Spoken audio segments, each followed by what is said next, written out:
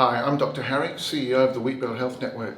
We've been funded through the ILC grants to produce a program called Disability Inclusion in Schools and Communities. Now, as part of that, we have the Leaders Series interviews. These are interviews with people with a disability who've made it to a leadership position. It explores their challenges, their journeys, and the sorts of things that they might see which might produce a more inclusive community. Sit back and enjoy. Here are their stories.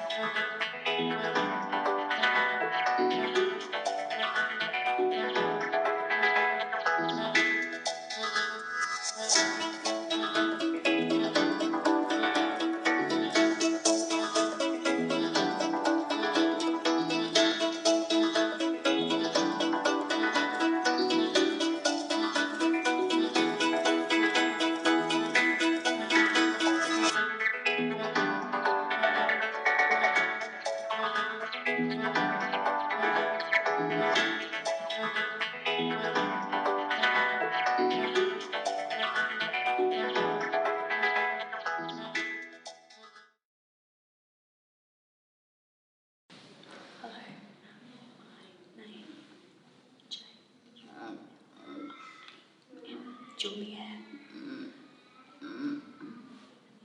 artist, her name, Katrina, K-A-T-R-I-N-A, Katrina, we're both artists. We are learning Auslan families. That's great. Thanks, Katrina. Katrina and Julianne, thank you for chatting with me today. We're going to focus on you first, Katrina. So what does art mean to Katrina?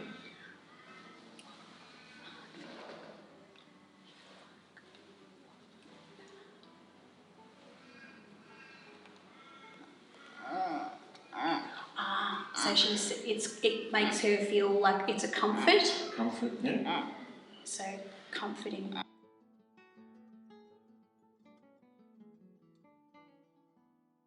So her brother died. So art help you feel okay. So she remembers where she used to live with her brother who died in the old house.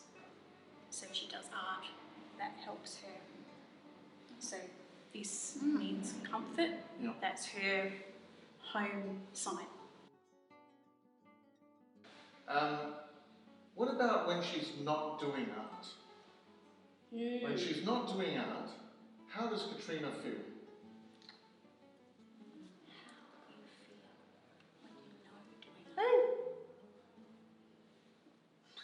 Okay. So this is not doing art. Yes. She likes to go out. I forgot the sign for shops. She likes to go shopping, but it's still related to art. Okay. So things she might need to buy to support her artwork. Yep. Yeah. She still thinks about that. So she'll go to Bunnings or Spotlight and look at things that she might make to art. Yeah. And so does that give her ideas about where her art's going to go? Yes. Yeah. And so I've had a brief look at some of Katrina's art. And so what I understand is it uses light with physical objects. Yes. Where does that come from? I'm interested. I think she's always been fascinated by light.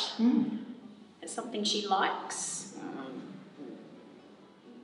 You like the dark. Yes.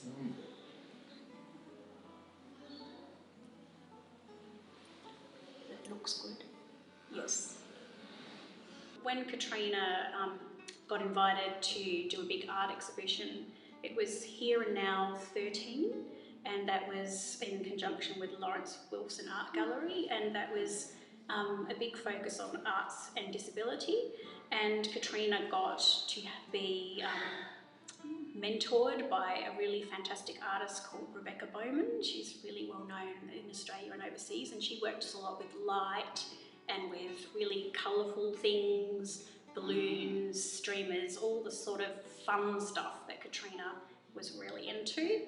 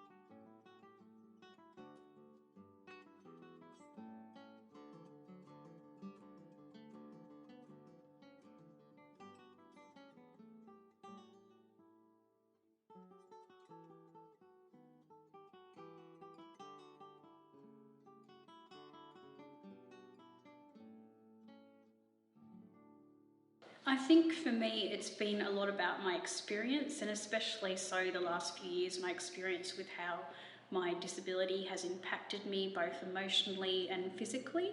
That's changed my whole approach to art. Before it was all about I have to be perfect with all the lines and the details, and it was so contained and rigid. Whereas as my hands have got weaker or shaky, or I've needed to wear splints and all those kind of all the feelings surrounding how I'm dealing with it, I've changed and just it's loosened up. I've stopped worrying about what the end product's going to be like, and I just let it happen, and the colours become an expression of how I'm feeling, and the lines are just how I'm feeling, and it just evolves into something that in the end is just like, oh, that was my feeling. That was an inner representation of something that was inside me. And it's been really interesting in the exhibition that I just had at the Forest Discovery Centre in Dwelling Up, to see that progression and to see the range of, you know, some really quite sad things, but they still came out, as someone said, all that sadness still looks beautiful. And somehow that was able to translate into something through the colour and the way the line was maybe a bit looser or muted colours to some that had a little bit more complexity, and as I was starting to process things. So I found that really quite interesting. In terms of your interest in art, how did you cultivate that interest? I was just always drawing things. I just found it very relaxing. I liked drawing animals especially, and I liked their eyes and the little twinkle you'd see in their eyes, and every school project I'd want to have to do my own drawings for. And I vividly remember Mum buying me a set of Derwent pencils. They were really special, and I treasured those. And yeah, because I could use all these different fantastic colours rather than just the boring 12 colours you normally had. So yeah, just everything had to be drawn, and I liked drawing particularly. I don't know why, it wasn't painting at that time, I just liked to draw. That's interesting. And so in terms of where you've come with your art, basically you've started with drawings. Where are you now in terms of the sorts of media that you use to express yourself? Now I'm using what I would say mixed media, so I'll use lots of different things. I'll still use pencils in my work, but watercolour pencils. I use inks, I use acrylic paints and oil paints. I like to work on wood surface, particularly at the moment, because I just like the way I can make things go where the wood grain goes. And I've moved from a lot, I used to always do very detailed work. Now some of my work has become more loose. I layer things up. Sometimes I don't plan things. There's a lot of variation now. And before we were having a discussion about, you know, almost being a conduit, if you like, Yes. for the art now. What do you think that's about? When I'm doing art, it's almost like I call it like a stream of consciousness. It's almost like I stop thinking rationally or thinking what I'm going to do or how I'm going to do it, and it just happens. My hand will just do what it wants to do. If I'm writing poetry, it just comes out. I don't plan it. Same with writing music, it just creates itself, and that's a really freeing process.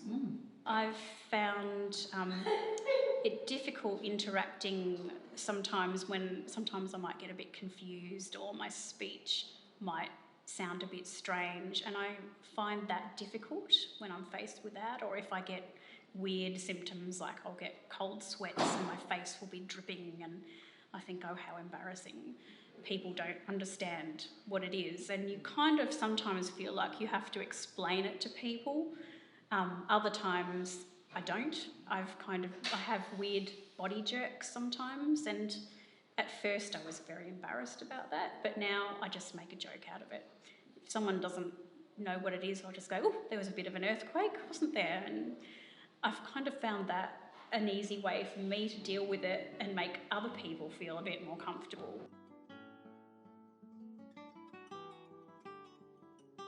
And where do you think society needs to go in order to be more inclusive? I've been part of an inclusive art group called Mixed Palette Inc. in Rockingham for many, many years.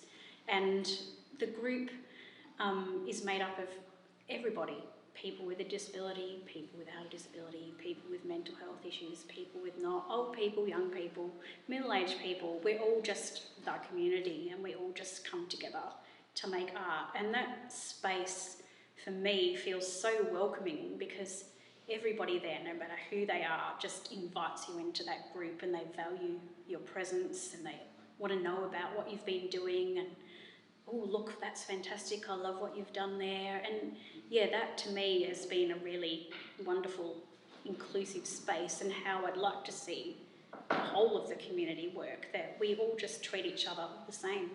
We're all just people.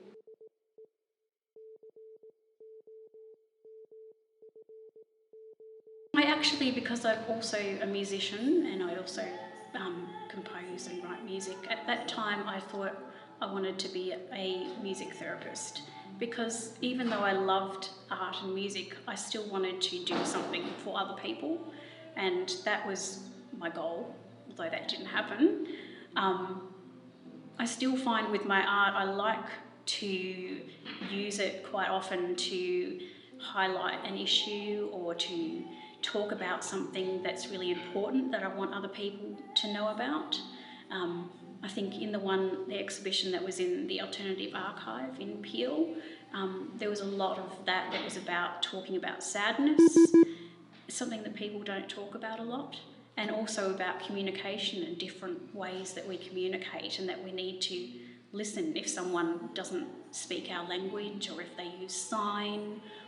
We need to stop and try and hear other people. So I've tried to bring all those things into art. So yeah, for me it's not just art. So even the art that I do for myself, I still want to talk about what is it about, what can people learn out of it. So yeah, I think I kind of use it as a way to advocate and to highlight issues. Yeah, absolutely.